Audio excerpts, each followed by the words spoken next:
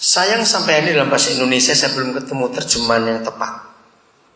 Dalam bahasa Inggris, rumah itu menggunakan dua kata benda, a house dan a home. Betul.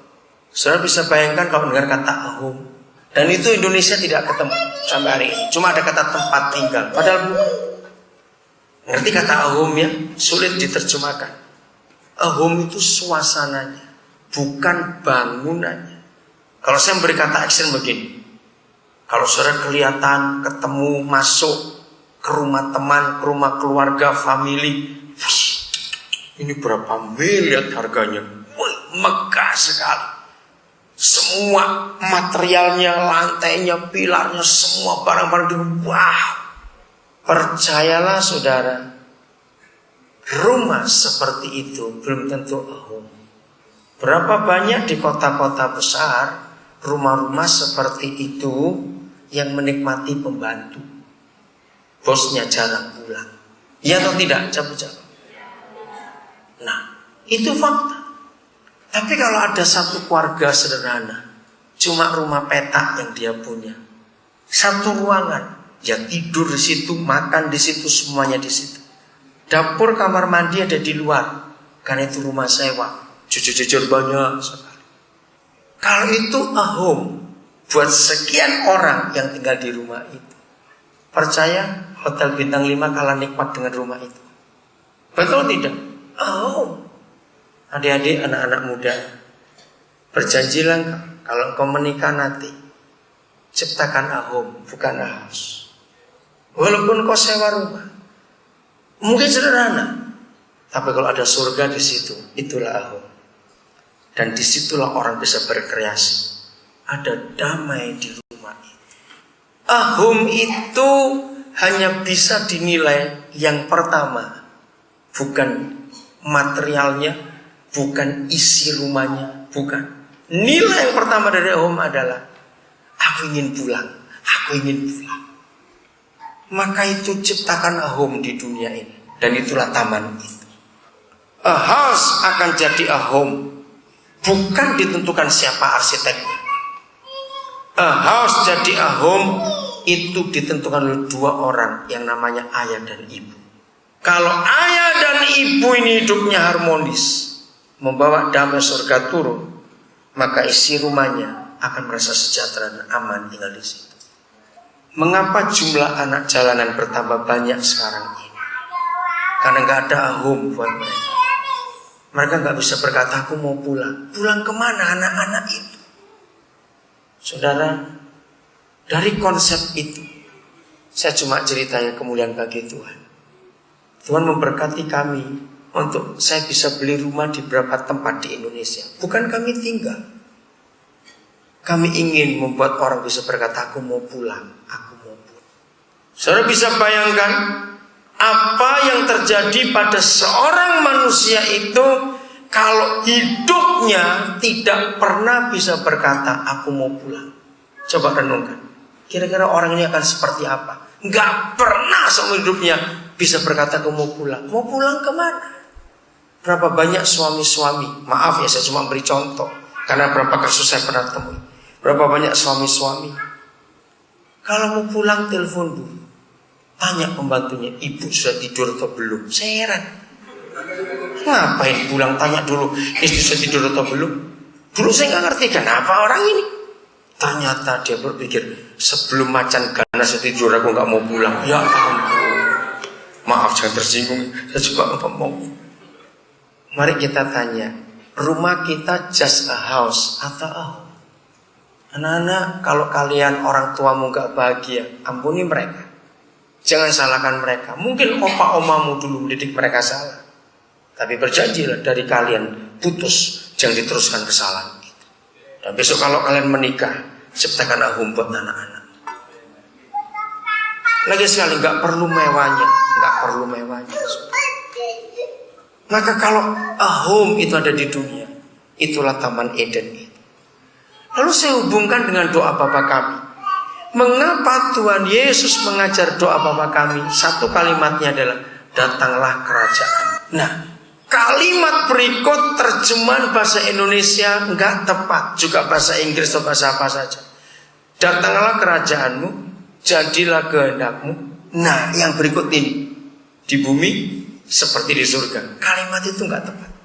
Yang betul adalah datanglah kerajaan. Itulah surga dan itulah taman itu. Jadilah kehendakmu, bukan kehendakku dan kehendak kami berdua suami istri. Supaya, ini terjemahan yang tepat yang saya pernah temukan, supaya bumi jadi seperti surga. Katakan amin. Jadi kalimat itu, supaya bumi jadi seperti surga, itulah taman Eden itu.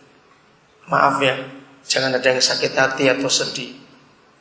Kalau selesai kebaktian ini, saudara mau buru-buru pulang atau maaf, saya cuma cerita ini, jangan tersinggung.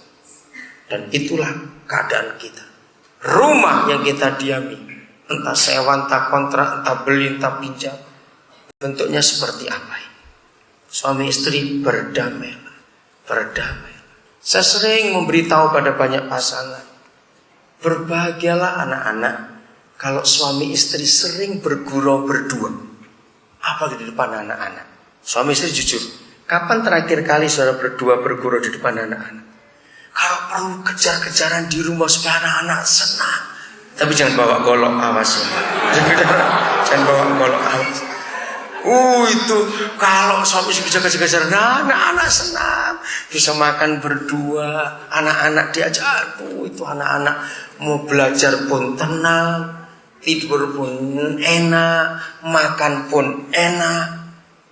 Dua orang inilah yang mampu membuat taman itu. Apa lawan katanya taman? Kebalikannya, cepat. Apa? Kebun, bukan kok kebun. Apa lawan katanya taman? Cepat ayo. Kuburan. Oke, kuburan. Yang lain apa ayo? Semak belukar, padang belantara, gersang, tandus, dan sejenisnya. Kehidupan itu memerlukan ketenangan, kedamaian, saudara.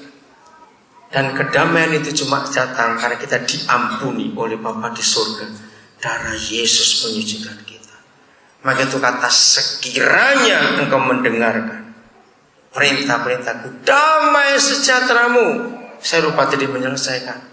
Yang kedua, kebahagiaanmu. Masih di ayat 18 Yesaya 48 tadi. Kebahagiaanmu akan terus berlimpah seperti gelombang laut yang gak pernah berhenti.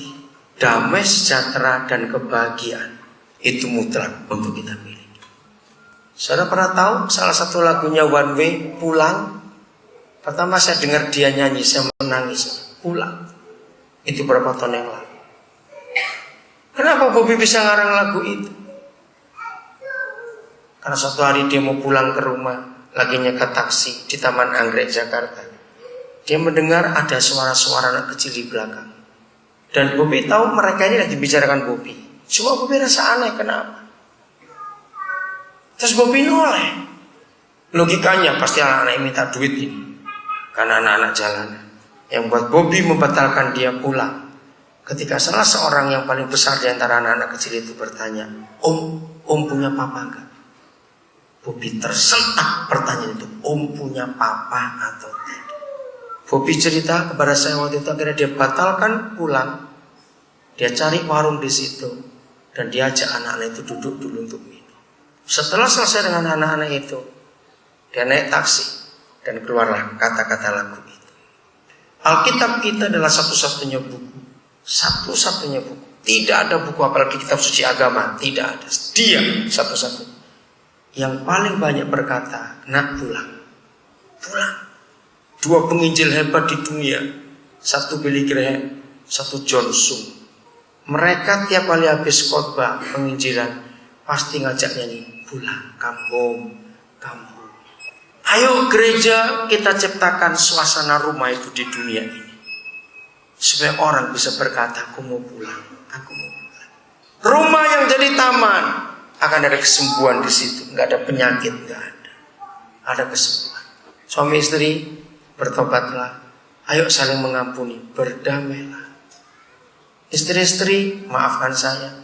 Kalau suamimu gila, saya minta demi nama Yesus, istri jangan ikut gila. Biarkan suami yang gila sendiri.